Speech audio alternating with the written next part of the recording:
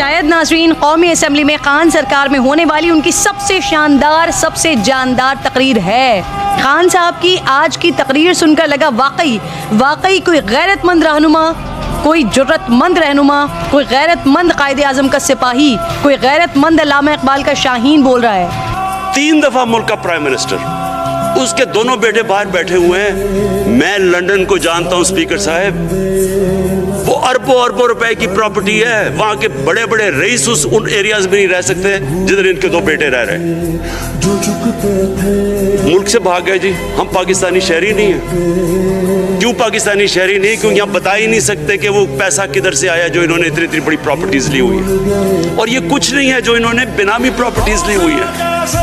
किसी को अंदाजा ही नहीं है इनका कितना पैसा बाहर पड़ा है। जरदारी के पास क्या था पहले, उसकी जो बाहर प्रॉपर्टीज है। तो क्या इन लोगों को नहीं पता कि इस मुल्क का पैसा चोरी करके ये बाहर लेके जा रहे हैं और ये फिर भी उनकी सपोर्ट कर रहे हैं?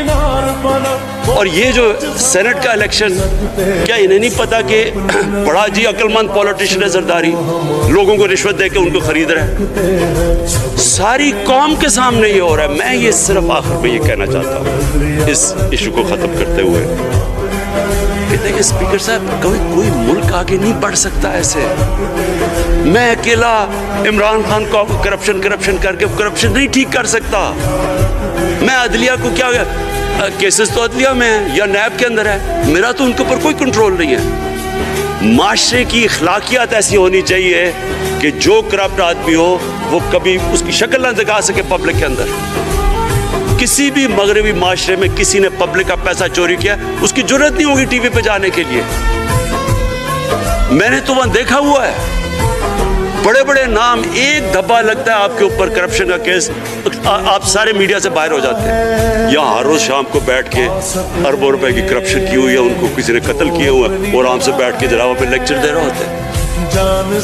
स्पीकर साहब, माशरा लड़ता है, इसके अंदर हमें सबको मिलके अपने मुल्क को अगर बचाना है, माशी तौर पे भी बचाना है, पहले हमें अपने अखलाकी स्टैंडर्ड्स ठीक करने पड़ेंगे।